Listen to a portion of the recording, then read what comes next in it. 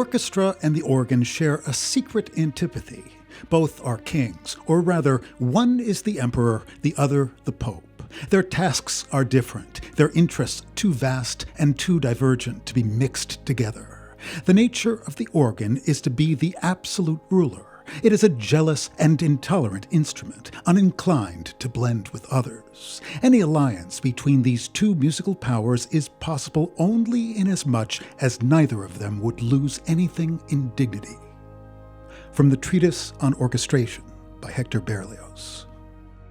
At the moment, the 50-year-old Camille Saint-Saëns received an invitation during the summer of 1885 from the Royal Philharmonic Society of London to perform with the orchestra the following spring and present a new piece of his own. His attitude towards his creative work was marked by ambivalence. A highly influential figure in French music, he was renowned internationally as a virtuoso pianist and organist, and widely admired as a teacher and musicologist. His extensive catalogue of compositions was characterized by a Mozartian facility and technical brilliance that was not always matched by the same level of inspiration.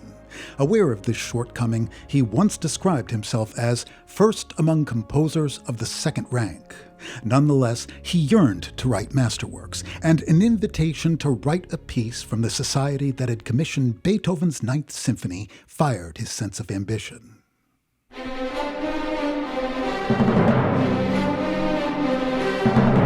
The disastrous French defeat in the brief Franco-Prussian War that ended in late January of 1871 profoundly affected the course of late 19th century Gallic music.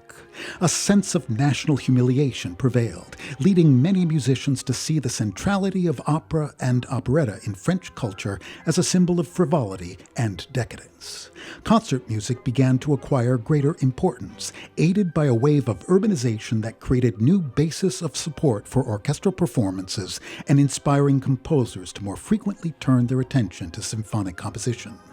Nonetheless, the financial risks inherent in presenting large ensemble concerts remained, and orchestral programs were dominated by acknowledged masterworks of the past. In this regard, the symphonies of Beethoven, particularly numbers 3, 5, 7, and 9, were seen as a summit of creative achievement that even a predominantly anti-German culture couldn't ignore. And yet, even as the symphony was ascending to a status at which it would be considered the central component of a profound secular ritual, many composers considered the genre obsolete. Wagner had declared that the classical symphony reached its end with Beethoven's Ninth, touting narrative-based forms such as the music drama and the symphonic poem as the future of orchestral composition. The only notable French composer of symphonies had been Berlioz, but his works were so utterly original and idiosyncratic that they weren't viable as models. Saint-Saëns had written 4 symphonies, suppressing 2 of them.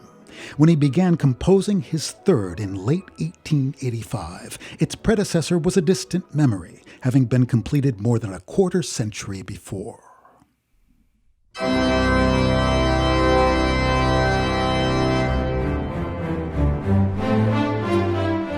Saint-Saëns' Third Symphony is permeated by the influence of Franz Liszt. Although he acknowledged the great Hungarian's virtuosity as a pianist and organist, Saint-Saëns regarded him even more highly as a composer. He embraced the Lisztian concept of the symphonic poem, in which a continuous flow of music is given form by the explicit or implicit evocation of a narrative through dramatic transformations of clearly defined motifs or motto themes. Thus, it was entirely fitting that when the Third Symphony was published, it was dedicated to Liszt's memory.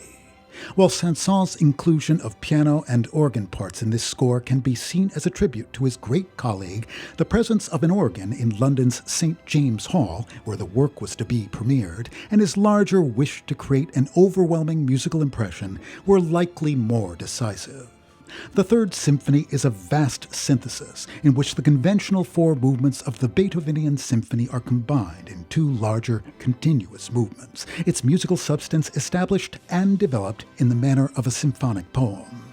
There are 2 motto themes, both derived from plain chant. The first follows an ascending pattern associated with the Alleluia, while the second, which appears more consistently throughout the piece, begins with the intervals from the Dies Irae, a chant best known for its use in the Latin Mass for the dead. These contrasting motives and their gradual transformation create a sense of journey from darkness to light that evokes Beethoven's Fifth Symphony, which also begins in the despair of C minor and reaches its apotheosis in a glorious C major finale. Saint-Saëns' use of the organ is both judicious and highly effective. Its assigned material invariably derived from ecclesiastical idioms that amplify the work's dramatic progression. When the instrument is first heard in the slow movement, it plays the soft, sustained chords of prayer and meditation. When it returns in the finale, it is to proclaim a thunderous hymn of triumph. Saint-Saëns' Third Symphony was rapturously received, first in London and then in Paris, where it was immediately repeated 3 times, an unprecedented honor for a living French composer. He knew the work marked the high point of his creative career. Years later, he would say, "I gave to it all I could give. What I accomplished, I could not achieve again."